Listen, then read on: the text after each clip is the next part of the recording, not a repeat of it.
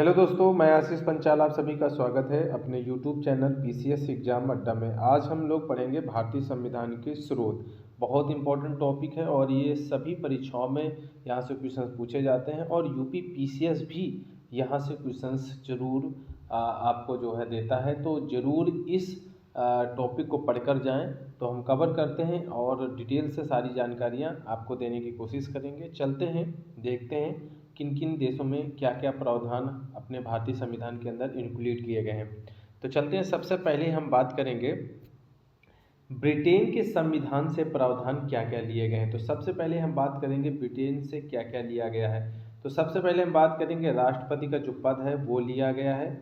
इसके बाद विधि के शासन का जो विचार है वो भी लिया गया है ब्रिटेन के संविधान से। फिर एकल नागरिकता, कई बार पेपर में पूछा गया है एकल नागरिकता का प्रावधान किस देश से लिया गया है, तो वो ब्रिटेन के संविधान से लिया गया है। तो ये आपको पता होना चाहिए। इसके बाद मैं आप बात करूंगा आगे कानून निर्माण की विधि। कानून निर्माण की विधि जो है इस देश से ली गई है। इसके बाद कैबिनेट प्रणाली ली गई है। प्रधानमंत्री का जो पद है वो भी ब्रिटेन के संविधान से लिया गया है। सरकार का जो संसदीय स्वरूप है, पार्लियामेंट्री है, वो भी ब्रिटेन के संविधान से। द्विसदनी विधायिका का जो प्रावधान है वो भी ब्रिटेन के संविधान से। लोकसभा अधिक शक्तिशाली है, ये भी ब्रिटेन के संविधान से।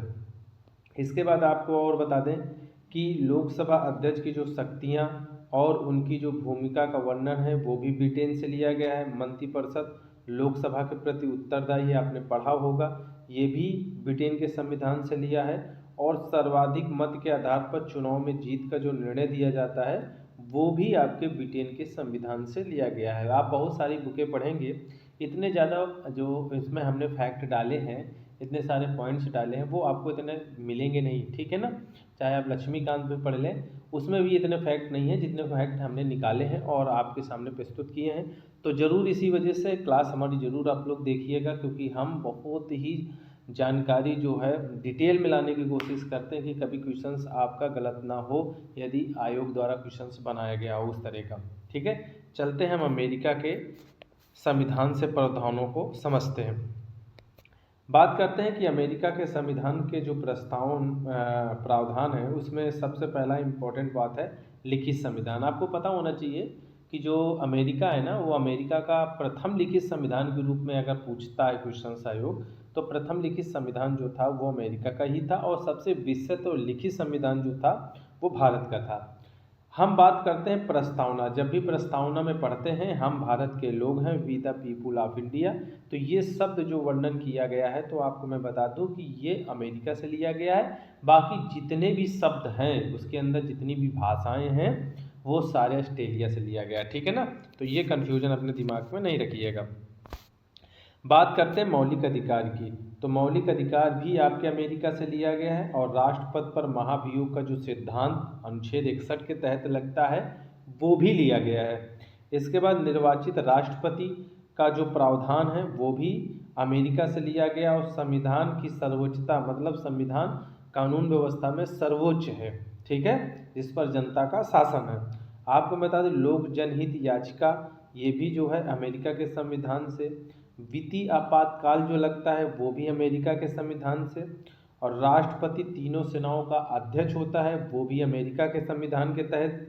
राज्यसभा का पदेन सभापति उपराष्ट्रपति होता है, ये भी अमेरिका के संविधान के प्रावधान के तहत है।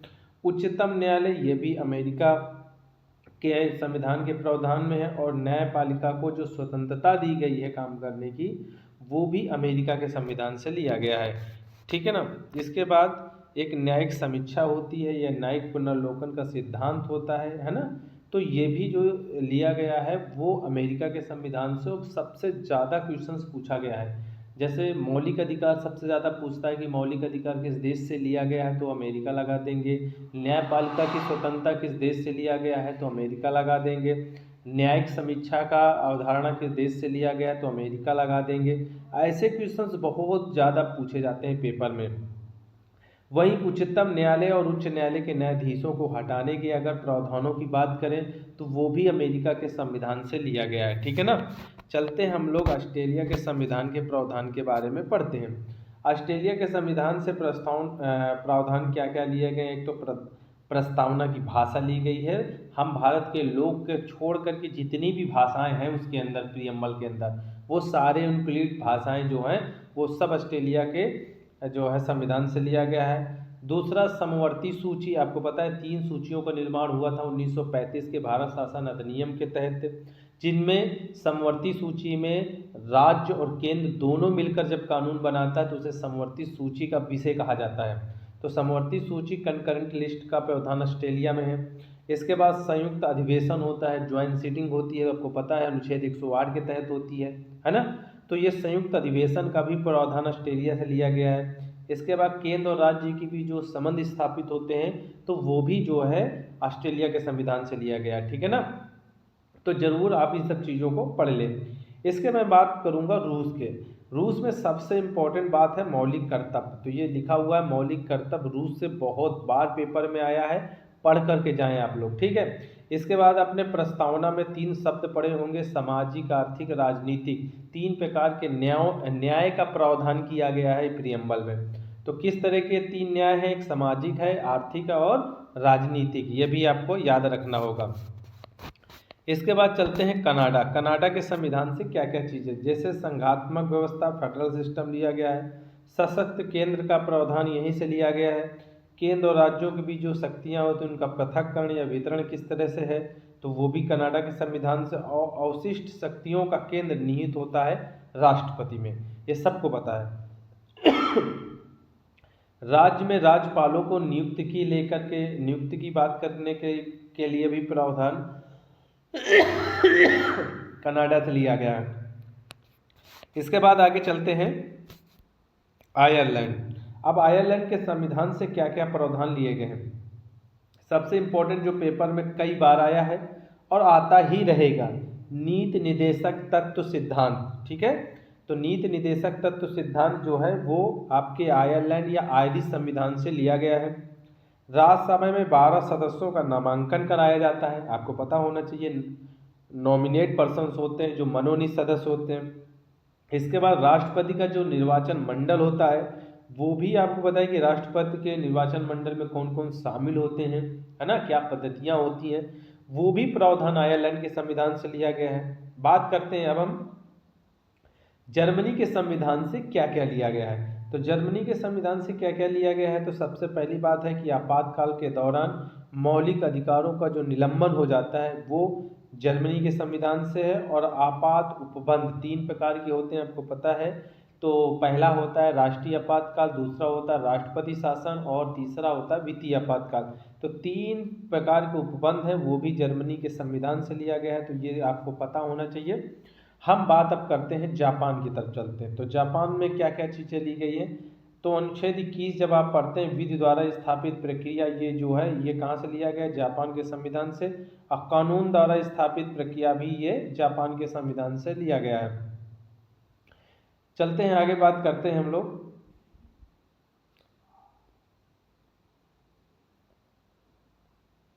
इसके बाद क्या है, फ्रांस के संविधान से क्या क्या लिया गया है। चलते हैं बात करते हैं, तो फ्रांस के संविधान से क्या क्या प्रावधान है। तो आपने पढ़ा होगा गणतंत्र, स्वतंत्रता, समानता, बंधुत्व के जो आदर्श तत्व है ना, ये सभी कहाँ से लिए गए हैं, फ्रांस के संविधान से लिए गए हैं। तो आपको पता होना चाहिए प्रस्तावना में जो गणतंत्र शब्द है, स्वतंत्रता शब्द है, समानता शब्द है, बंधुत्व शब्द है, ये जितने भी आदर्श तत्व हैं वो सब फ्रांस के संविधान से लिया गया है। इसके बाद बात करते हैं दक्षिण अफ्रीका। आपको पता होना चाहिए दक्षिण अफ्रीका के संविधान से क्या क्या प्रावधान है। तो संविधान संशोधन करने की प्रक्रिया वो दक्षिण अफ्रीका के संविधान से, और राज्यसभा के सदस्यों में चुनाव होता है वो भी प्रक्रिया दक्षिण अफ्रीका के संविधान से लिया गया है, ठीक है ना।